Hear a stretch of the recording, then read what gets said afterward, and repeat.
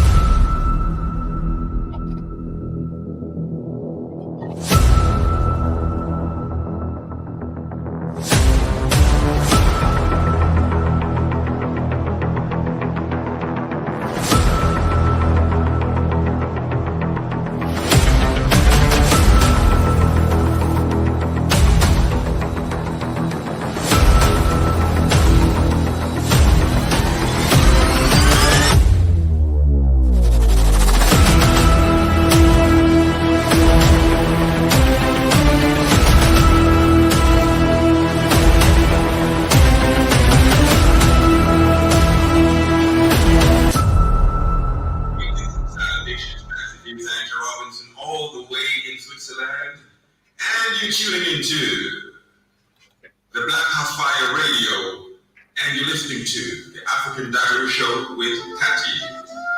Massive. Stay tuned.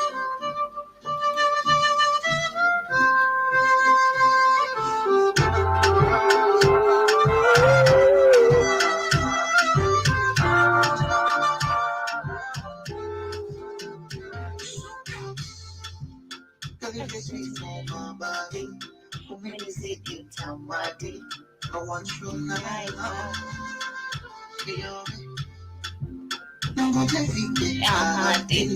when we mommy with daddy,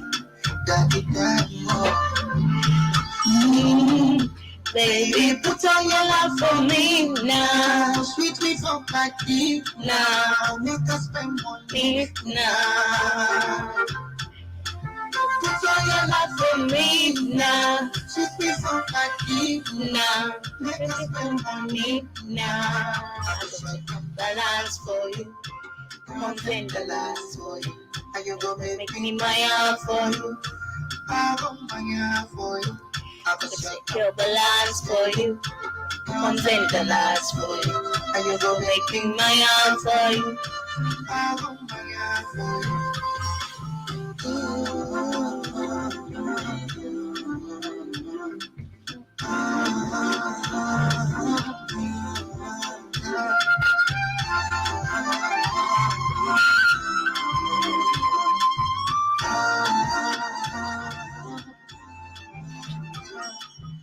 Ndugu na rafiki yani pengine ni vya mleta sijitenge vitu tufiche nani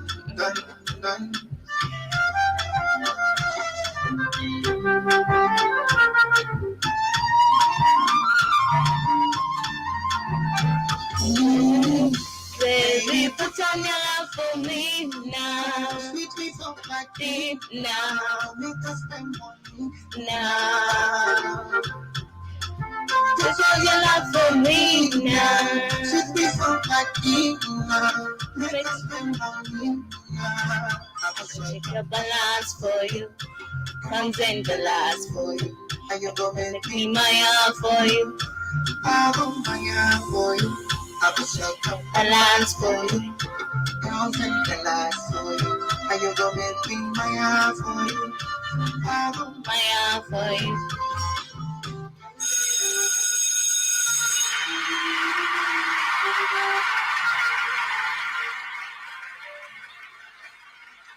Yes, a very good afternoon to everyone who is there with us. Karibuni sana to another episode of the African Diary Show. I'm hoping that your Thursday afternoon is moving on great and you are enjoying your day so far. Shout out to Brand Trevor. I see you in the building.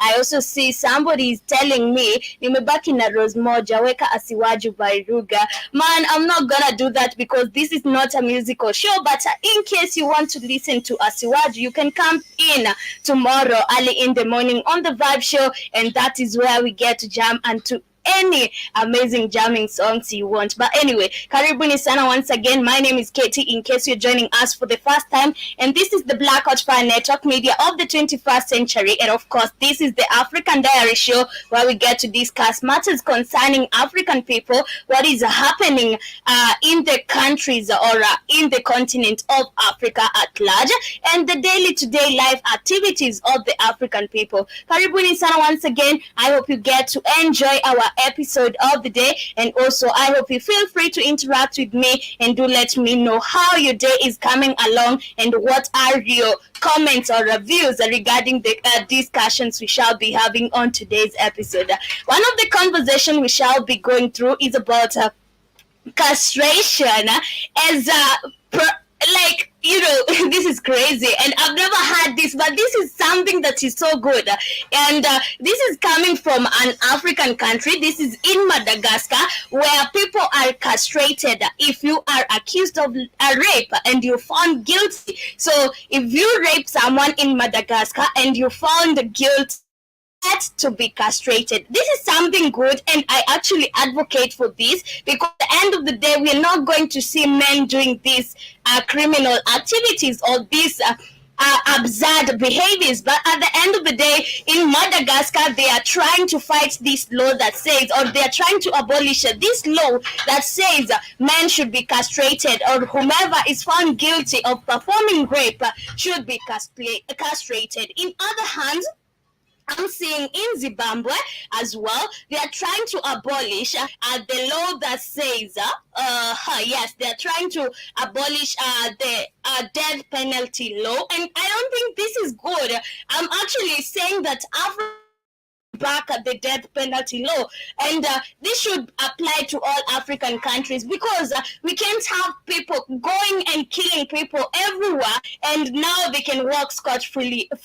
We saw a murderer right here in Kenya last week when he was presented to the court. He said that he's not guilty, of which we know he is guilty. And there's a lot of evidence, but we keep on saying purporters also have their rights until they are proven guilty. But at the end of the day, this man said that he's not guilty, and after that, he said that his life is in danger. He had the audacity to say that his life is in danger, as if the one he took was not alive. So I think in all African countries, instead of abolishing the death penalty, we should be working towards returning it, because in so many African countries like Kenya, we don't have it. In a country like Tanzania, we don't have it. They abolished it a long time ago. So I'm wondering, why do we let murderers walk scot-free? Why do we let murderers enjoy life as if they didn't take a life? But anyway, those are some of the discussions we shall be having on today's episode. And also, knowing the situation in Sudan right now, the UN is asking for aid for humanitarian aid to get people food and water to the victims of now the Sudan war. We know the situation in Sudan, and we've seen so many people getting displaced, internally displaced. We also have others going to other African countries, and right now we have so many refugees in African countries. So the UN is asking for humanitarian aid to be able to provide food or aid to the refugees and to the displaced people. Those are some of the things we shall be talking about on today's episode. I hope you keep it interactive, and also you talk to me about what you think, and also share your thoughts regarding the conversation of the day. Karibuni sana once again. Shout out to Ibraz. Shout out to Owaka, shout out to Odari Papa, and to all those who are just joining me. Shout out to all those who are with me on the radio station, and to all those who are just joining me on YouTube. Karibuni sana once again. I hope you get to enjoy our show for today, and also I hope you get to interact with us. We started off with an amazing jam that was Diamond Platinums, and the jam was Diamond Platinums featuring Water Killerman, and the jam was pounds and dollars. But I'm hoping to go back to one more jam so that I get to bring you my quote of the day. In case you have a quote of the day you'd love to share with me, kindly feel free to share your quote of the day. Usikuwa mchoyo. Today is on a Thursday. Kesho tunaenda Friday. Let's be good. And in the morning I talk about mean people. And you know, if you don't share your quote of the day, you're also among the mean people. And I told you, those mean people, they think it's a good thing, but they actually look like witches. So don't want to look like a witch. But anyway, karibuni sana once again. Remember, this is the Black Hot Fire Network. This is the African Diary Show. And remember to come back with your quote of the day. This is Omale. The jam is a reason. Get to enjoy it.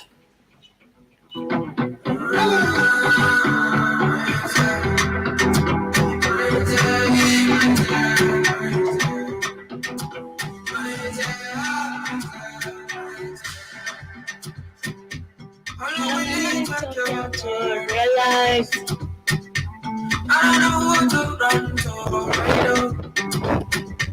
I'm so burning in fire. I'm saying, now sit out here. what are we doing, my dear, my dear? As I remind you myself. My eyes are in the air. Only time brings us a different smile. What is the reason you don't have your whole piece of my mind? Are you happy for what you're doing big thing to survive? Are you taking the pictures of every memories of your life? What's the reason why we're still alive? Yes, my quote of the day says, setting goals is the first step in turning the invisible into the visible. Setting goals is the first step in turning the invisible into the visible. Can give me one of that for you. Make a nigga suit up tight and keep like you. Tell you the road you try on time like shoes. Is there? What are we doing, My dear, my dear.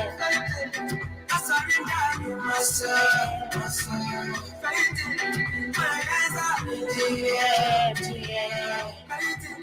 Only time brings us a different smile.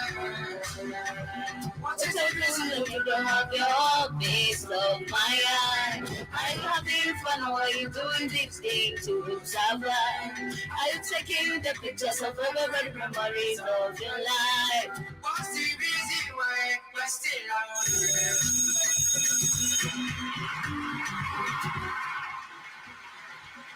Yes, welcome back to the African Diary Show, and I'm hoping that you did get to jump onto that amazing song from Omale. But getting started with our show for today, I want to start with what I mentioned about Madagascar, of which I feel like this is a good thing. This is something that should be done, but I don't get why they want to abolish this law. This law of castrating men whenever they are found raping people, or whenever they are found guilty of rape. But anyway, Madagascar should abolish a new law which allows for the chemical and surgical castration of people convicted of raping minors, as it was cruel, inhumane, and degrading rights. Amnesty International has said. But these people, okay, we are worried about their rights, but they were not even worried about the rights of that child they raped. So why is it always like this? Now, these people, they have rights. It's okay, they have rights, but they didn't care about the right of that small child that they raped. These people, I believe this law, and this is the first law that makes sense to me. And these people should be castrated, and I don't see the need of abolishing this law. Yes, this law that says people should, or these men found raping babies or children should be castrated. And I feel like this is a good law, because why are you getting in your penises in children? This is so sad. But last month, President Andry Rajoelina, and remember, Madagascar is ruled by white people. But anyway, President Andre Rajoelina proposed the amendments to the penal code, and that include chemical and surgical castration as a punishment for individuals found guilty of rape against minors. This is a very good law. Why do they want to abolish it? It's a very, very good law. Why are you raping children? And why are you even raping people? You know, this is a very good law. But in a statement, Tegere Chaguta, Amnesty's regional director for East and Southern Africa, said in Madagascar, rape cases remain underreported and the perpetrators often go free due to the victims' and families' fear of retaliation, stigmatization, and a lack of trust in the judicial system.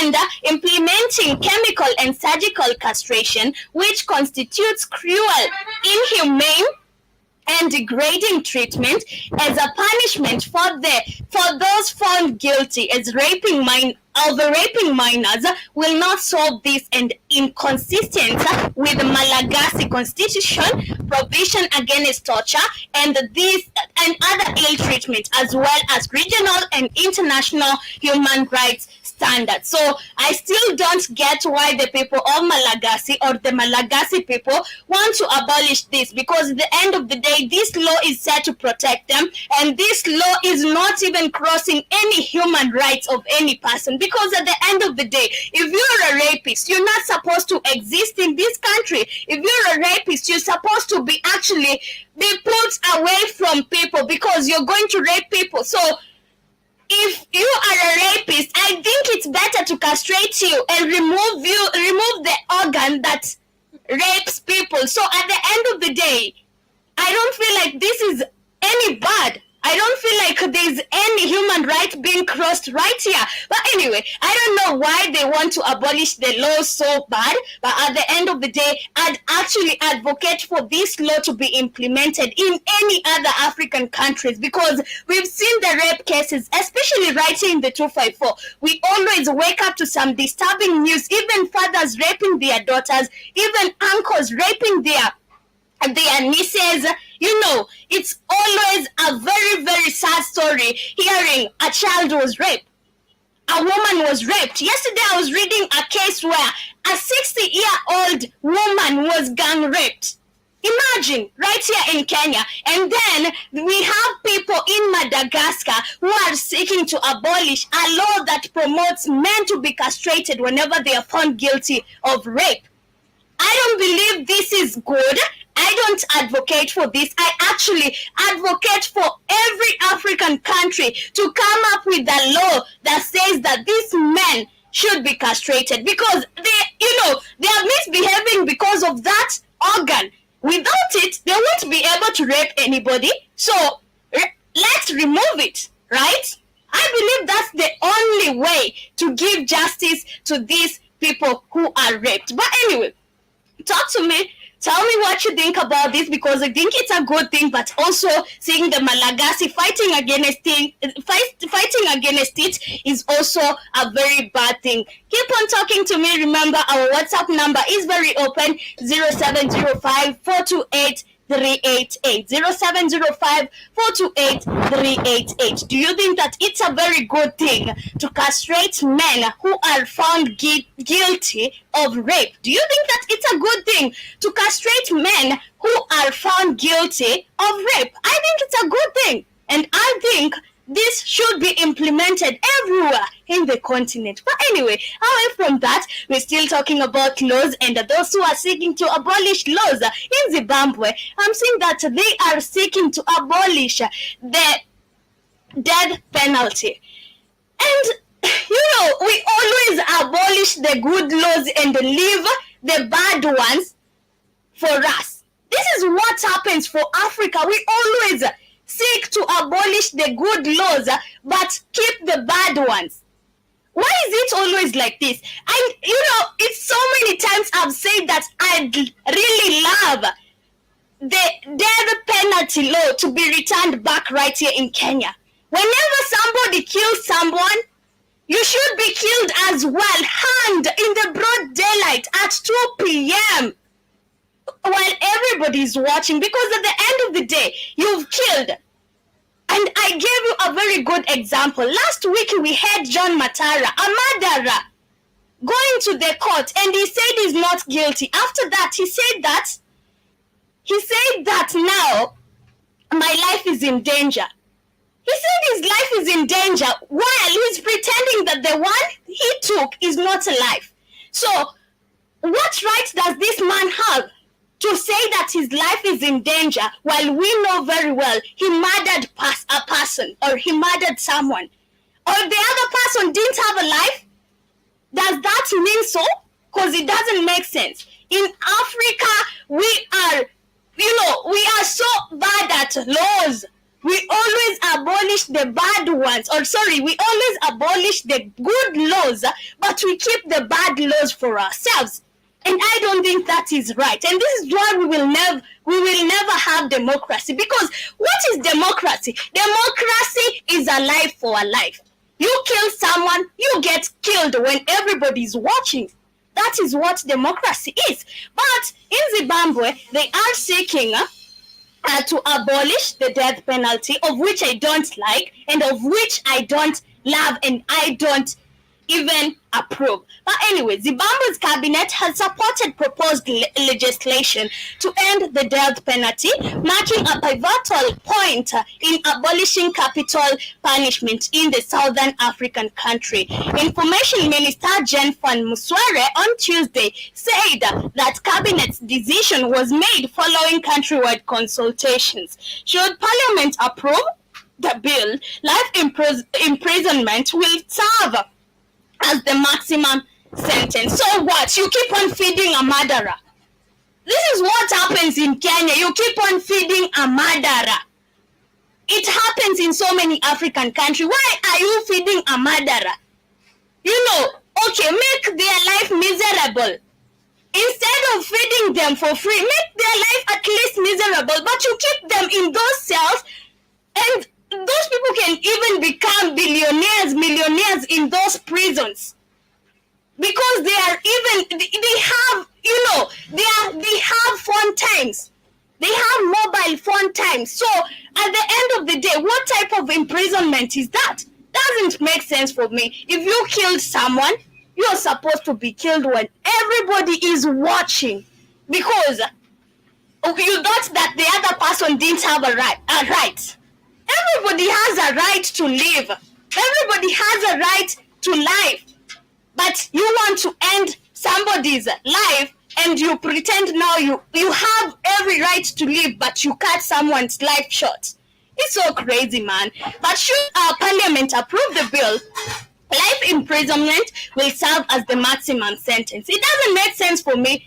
Life imprisonment, this is nonsense, and this is not even democracy. Democracy is when you are doing whatever the person who is accused is doing as well. They should go, or you serve them with the same medicine, with their own medicine. You killed. Okay, I'm going to kill you as well. And this should be approved. But anyway, President Emerson Mnangagwa has previously criticized capital punishment, and he was sentenced to death in 1965 following accusations that he bombed a train while fighting against white minority rule. Mr. Mnangagwa's death sentence was, however, commuted after his lawyers argued that he was underage. Zimbabwe's death penalty is a remnant of a colonial era law. The country has not carried out an execution since 2005. This is madness, man. Right now, as we're talking, we have a murderer walking scot-free right here in Kenya. This man called Kevin Kangede committed a crime in the US, in Boston. This man killed a woman or his girlfriend in Boston and then ran to Kenya. He was arrested by the DCI in Kenya, and right now they are talking about him escaping to a matatu, to a moving matatu. So this doesn't make sense, man. In Kenya, this is I'm saying, without hesitation, if you're found guilty of committing such crimes, you should be hanged to death. Right now, we have a murderer walking scot-free in Kenya. We have so many people who have committed very bad crimes, but they are forgiven because the law says this. This is just crazy. But a man who fled from the US after allegedly killing his girlfriend has walked out of a Kenyan police station where he was being held without anyone stopping him. Kelvin Kangede, who is 41, was arrested last week leaving a club in Kenya's capital, Nairobi, after a months-long manhunt. A court had allowed his detention for 30 days, awaiting possible extradition. Authorities say that Mr. Kangede murdered his girlfriend last October. He abandoned her body in a car at Boston Logan International Airport. He then boarded a flight to Kenya, his country of origin, and he has not commented on the allegations. Police have shocked Kenyans by disclosing that Mr. managed to walk out of Muthaiga police station where he was being detained on Wednesday afternoon. What madness is this? This is just crazy. But according to the document, Mr. Kangede took off during a meeting. The station saying he was his lawyer.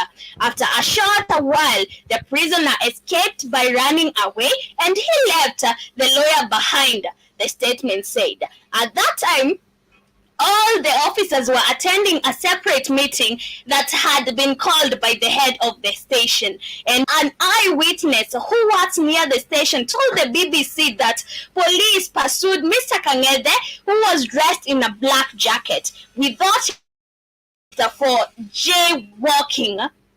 People just watch him run away, and that is the witness saying. And weed had helped. And the police say they failed to apprehend Mr. Kangede. His whereabouts are currently unknown. 4 police officers who are on duty and the man who met Mr. Kangede have been arrested. Nairobi Police Commander Adamson Abuye told a local media. This is just crazy. This is a man who committed murder. Yes, who is being charged on murder. Remember, the man who killed his girlfriend and left the live body in Boston Airport. Yes, he came to Kenya after in manhunt. He was arrested by the DCI, put in a police station, but after a few minutes, the man flew. Because this seems like he flew. The man went away. Right now, they are saying that they don't know where he went to. And they are saying that he flew to a matatu.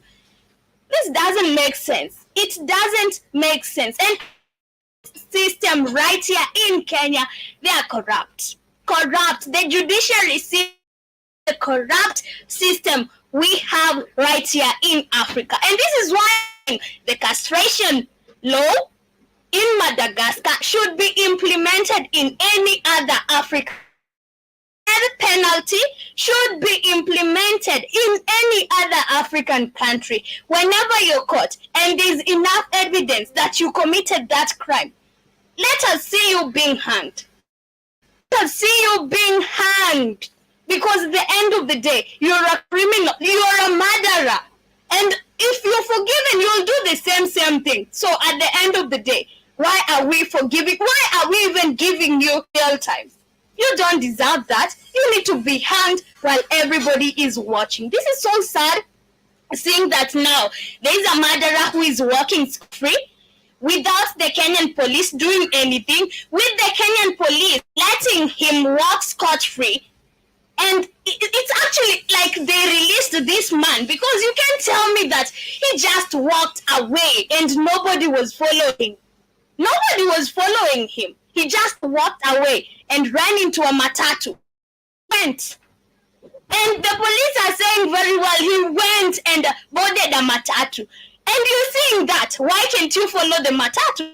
sense. These people just let this man go. Maybe he paid them. We don't know. I'm saying maybe.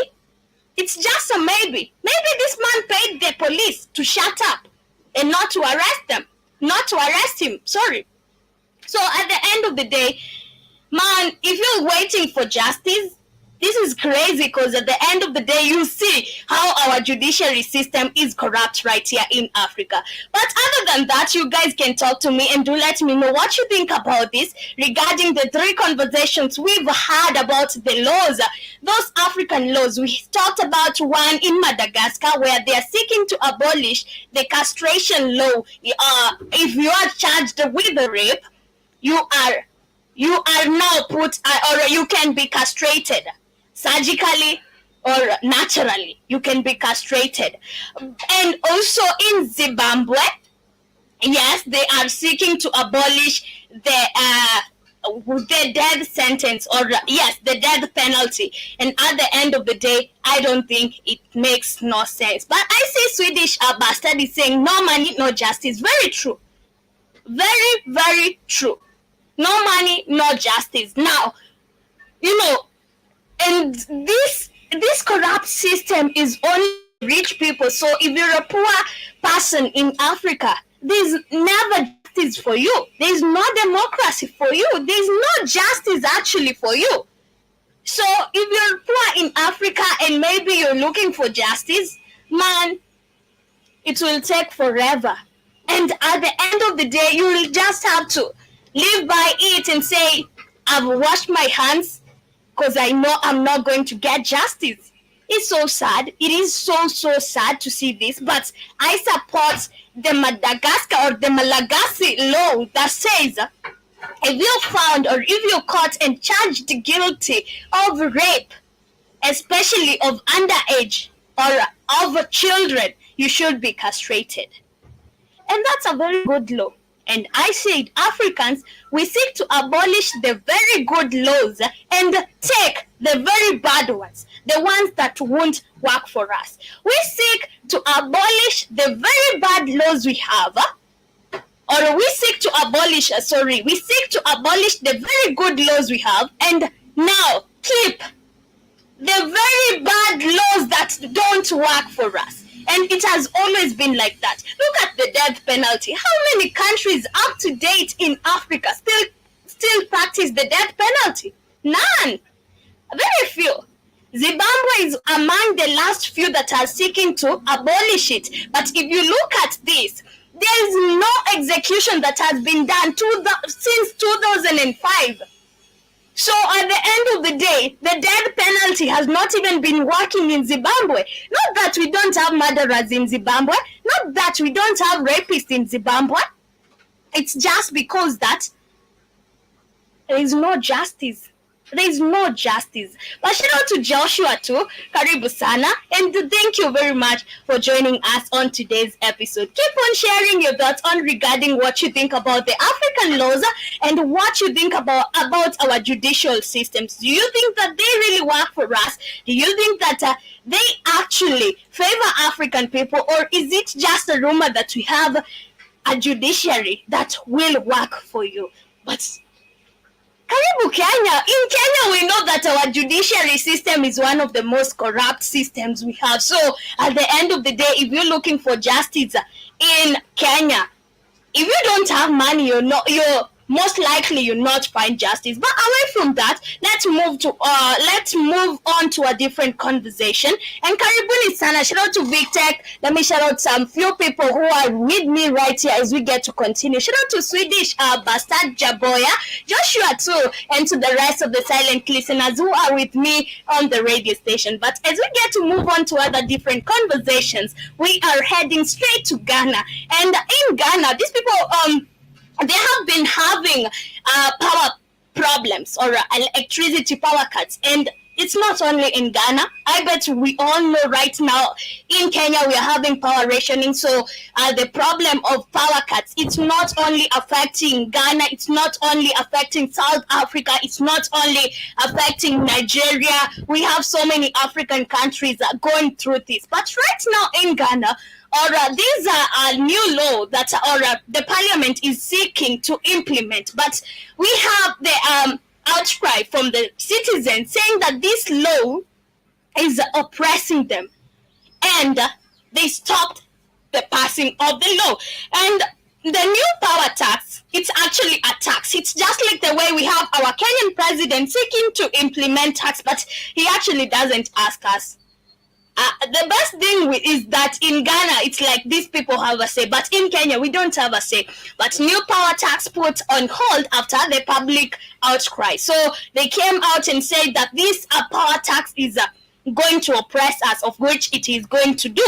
But Ghana's government has suspended plans to implement a 15% tax on power following a public uproar that will worsen the cost of living crisis. The value-added tax was to be levied on domestic consumers of electricity, but labor unions opposed the new tax and announced nationwide protests against it next week. Authorities now say the plan has been put on hold until talks are held to resolve the dispute or resolve the dispute. It comes a few days after the government started to implement a fuel emissions levy, sparking mixed reaction. Now, fuel emissions levy, a very big lie. Another very big lie. Fuel emissions levy. This is a very big lie to African people. A very, very, very big lie. But anyway, as we get to continue, I see Jiba Jaba is with us on YouTube. You're saying, "Hi Katie, I made it. I made it to school." Fuchs, karibu sana.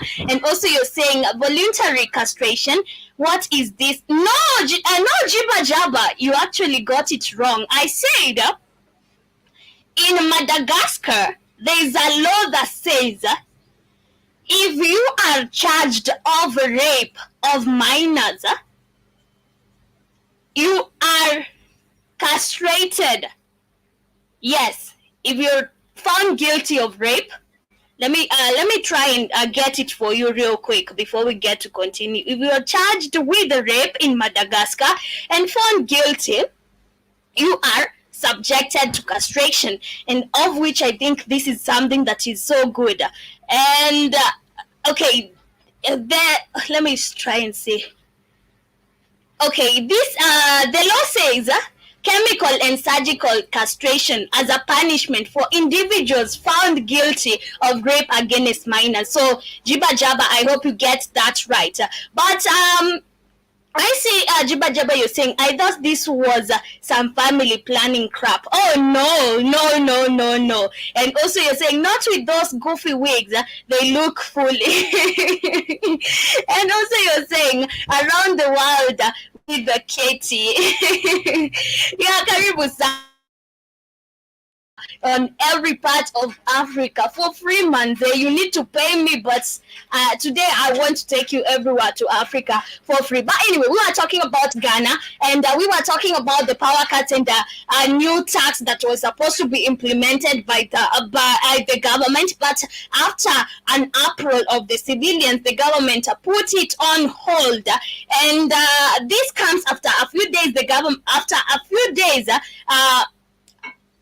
A few days after the government started to implement a fuel emissions levy, sparking mixed reactions. And I was saying that this is one of the biggest lies we're being told right here in Africa as African people, that you are supposed to be paying a emission levy. What for? What emission are you? Let me ask you a question. So Africa, we are receiving the carbon credits and still we are paying taxes for carbon emission. This doesn't make sense.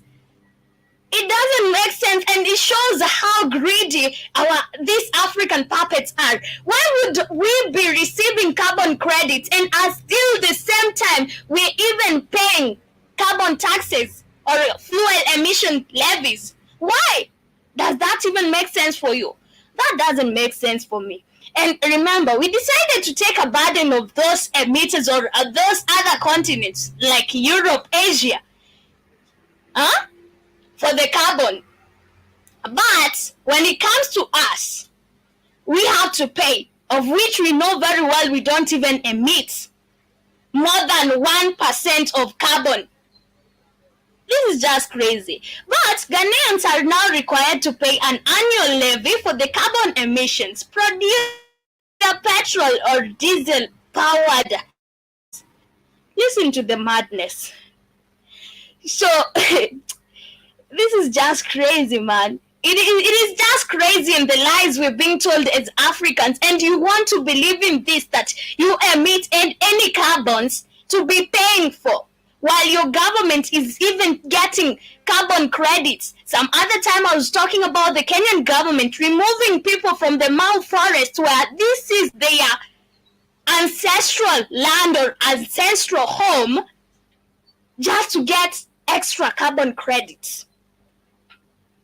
This is insane. It is insane. We have Ghanaians being forced to pay for carbon emissions produced by their vehicles. This is all their petrol and diesel powered vehicles. This is the lie they are being told, and critics fear that the additional taxes could have a ripple effect on the struggling economy, further intensifying the cost of living crisis that has already pushed up the prices of necessities like fuel. He is saying you don't have enough emissions in Africa, Katie, to pay anybody anything. Exactly, but they will come and lie to you. You know, you're using a diesel-powered car, so you need to pay for the carbon emissions. While they are busy taking carbon credits from other continents, now they are taking the burden of other carbon emissions from other continents, but when it's in your country, with your car producing less than 0.0000 and the possible zeros, they want to charge you for carbon emission. This is just insane. But in a statement on Wednesday, the Finance Ministry directed the two main power distributors, Electricity Company of Ghana and the Northern Electricity Distribution Company, to put the new levy on hold. This is to allow for extensive dialogue and also to get the buy of industry players and labor unions, following the grave concerns raised about its impact on consumers and businesses, the statement said. On behalf of the government, the ministry would like to inform ECG and NEDCO to suspend the implementation of the VAT directive pending further engagements with key stakeholders, including organized labor, it's added. But the Trade Unions Congress said that the government was yet to officially communicate its decision to them. Therefore, plans to hold protests slated for next Wednesday remain in place. Joshua Ansah, Toots, Deputy Secretary General, told Ghana News Agency, and our message to the government is very simple. We cannot pay VAT on electricity. Mr. Ansah was quoted on saying and demanded that tax be dropped immediately. Ghana is currently going through its worst economic crisis in a generation, and the government is battling to increase the revenue. Whenever they fail as a government, now they want to add a burden on us. Whenever they fail as the governor of the government, they want to put it on us. They want us to pay for their failures. It's just crazy, right? By saying, my state has of emissions testing on gas vehicles, $25 US diesel vehicles are exempted. Oh, so and this is why I advocate for people to use the diesel vehicles then. Why use that dangerous gas on your car? Are you not afraid of exploding? Well, man, but people are just crazy. They risk on everything, man. They risk on everything. But I see Juba Jaba is saying it's a tax that hurts the little man. Now some cities have a congestion tax if you drive downtown or even during rush hour. Damn, that's crazy. So you're not supposed to be driving during rush hour, or what are you supposed to do? Park and chill until the rush hour is done, or until the rush hour is over. Hey, sometimes living in other places is hectic. It's hectic because I don't understand what you're supposed to do, or you have to pay.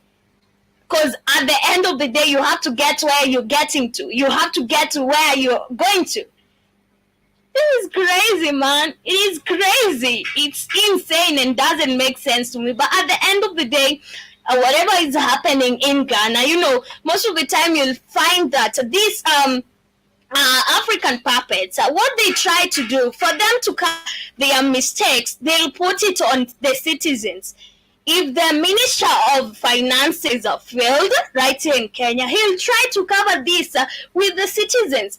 If the president failed in his term, he'll try to cover himself with citizens. He'll try to so many taxes like the government is doing, and some of this money is not actually going to the government accounts. It's actually going to their pockets, because tell me, why are we paying so heavy taxes or so many taxes that doesn't even make sense?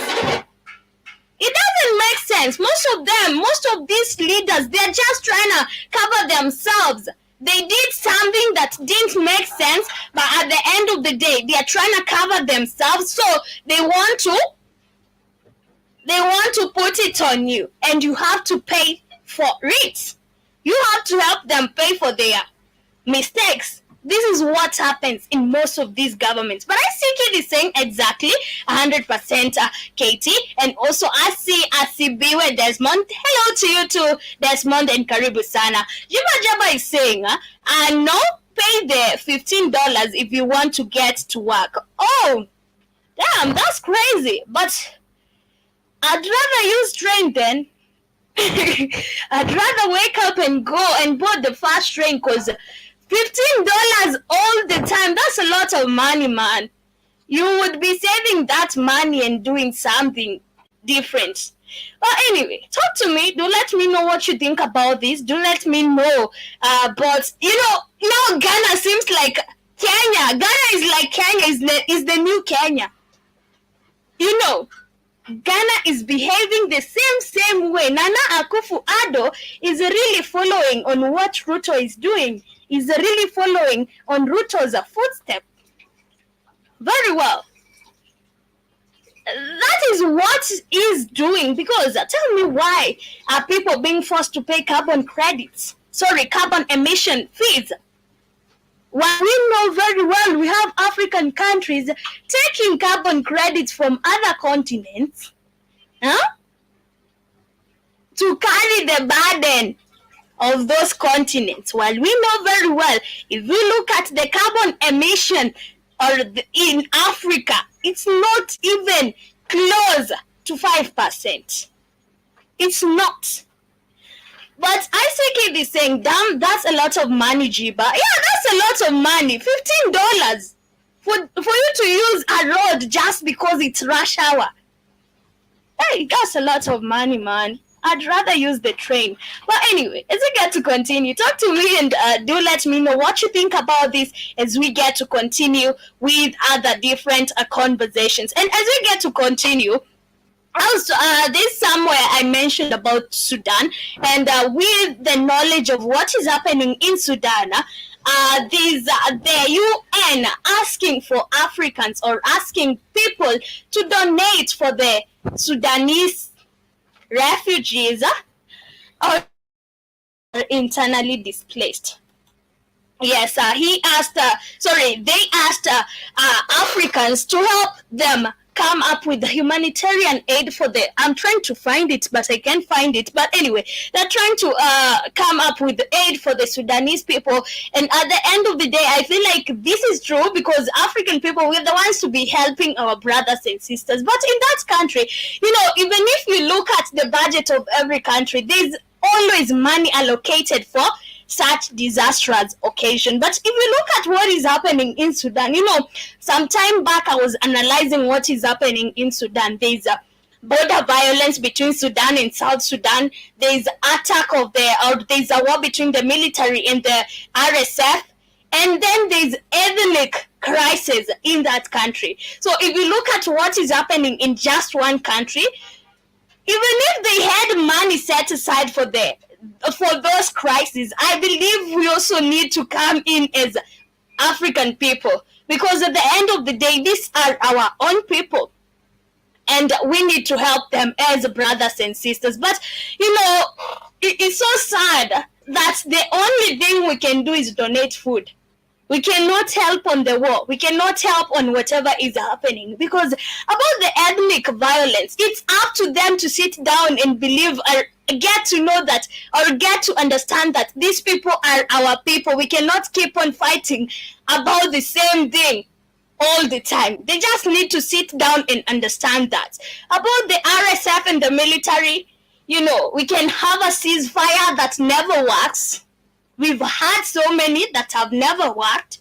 So I don't know how we're going to do this as African people. But at the end of the day, the UN is calling Africans to donate for the Sudanese who are displaced internally and externally. But also, as we get to continue, still in Sudan, there is internet blackouts as the civil war continues. And Sudan has been plunged into an internet blackout, with many blaming the paramilitary group fighting the army in the country's 10-month civil war. The Rapid Support Forces has denied responsibility, and NetBlocks, a watchdog that monitors internet freedom, said on X there had been a new collapse of internet connectivity in Sudan. It comes as Sudanese activist group targeted Uganda for welcoming the RSF leader Mohammed Hamdan Dagalo. NetBlocks said it had found a disruption to the service of the internet providers Uganda Telecom and MTN, although a BBC reporter in capital Kampala said he did not notice any problems. In Sudan, some people have reported being unable to access the internet since Friday, but the situation has since even gotten worse. The Kenyan in me. But anyway, state-aligned media have blamed the RSF. So whatever is happening in Sudan needs to calm down, needs to end, because at the end of the day, we're still losing people, we're still losing a lot, and they don't deserve all this. They don't deserve all this. Okay, I found the information on the UN calling people to send aid, and the United Nations is appealing for just over $4 billion to fund humanitarian operations in Sudan and neighboring countries hosting refugees. The UN describes human suffering of epic proportions in Sudan. More than 9 million people have been displaced by fighting between rival military leaders, which began last year. Ethiopia, Chad, and Egypt are struggling to support refugees from Sudan. UN aid agencies says half of the country's population, 25 million people, is in need of assistance. 18 million face acute food shortages, and this is when we're seeing people dying in those refugee camps. And it's so sad all the time seeing people dying, reporting people dying in Africa. It sounds so sad, but I wonder how this war can just come to an end. I don't know how can this war can just come to an end, because it's just crazy with what is happening in Sudan. And The saddest part is that instead of seeing the war coming down, we are seeing now different types of war erupting. Different types of wars erupting from the same country. And you even wonder, has this country been bewitched? But anyway, it's just crazy, man. People fighting right, left, and center. It's so sad. But I see Kid is saying, please, the United Nations steals that money. It never goes to the people. Very true. It never goes to the people. And this is why I advocate, if you want to help, just, I don't know how you can send your aid, but we don't know how you can send your aid to these people directly, but at the end of the day, if you have refugees or you have Sudanese who are fleeing their country to your country, just welcome them, show them love, because at the end of the day, we know where they're coming from. These people are in need of food and water. We saw them sleeping even on the floor, so they are going through a lot. So at the end of the day, we need to come to their rescue. But I see Jiba Jaba is saying, when I see Kenya, it is all green. Carbon is not an issue, but a ploy to control the development of heavy industry, cars, steel, mining, etc. Man, you wonder where the carbon emission is coming from, and they keep on saying that, we are emitting all the time. It doesn't make sense. But anyway, my people, all I was saying is that now the only thing we can do is show love to the people of Sudan, because I've seen, this war, it's like it's never going to end, but we have to wait for the end of this war, but we have to advocate for the end of this war. And also the people who are powering this war, it's like they never want it to end, and this is why it's not going to end. Instead of now the war ending, we're seeing different wars coming up. We're seeing people from other sides fighting while we're still trying to calm the situation in Khartoum down. There is another situation in Abyei. People are fighting in Abyei. People are killing each other in Abyei.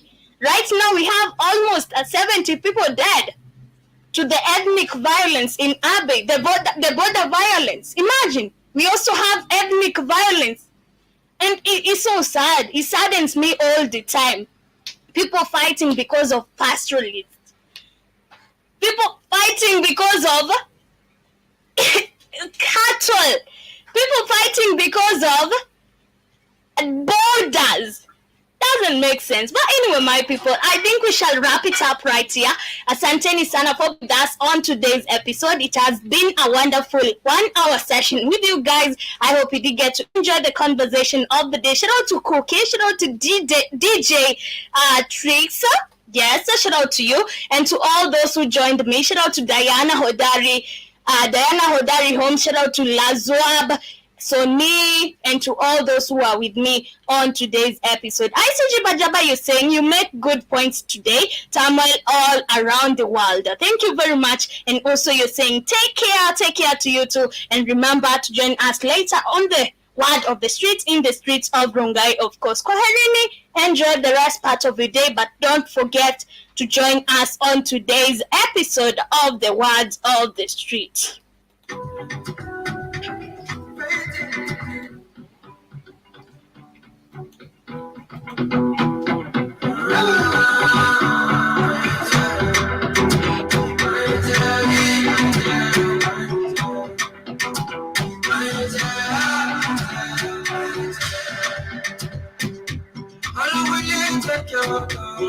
Jabba, you're always saying Jericho. I'm never playing Jericho. Jericho is copyrighted. So you low-key loves Jericho. You low-key loves Iniko. Yeah.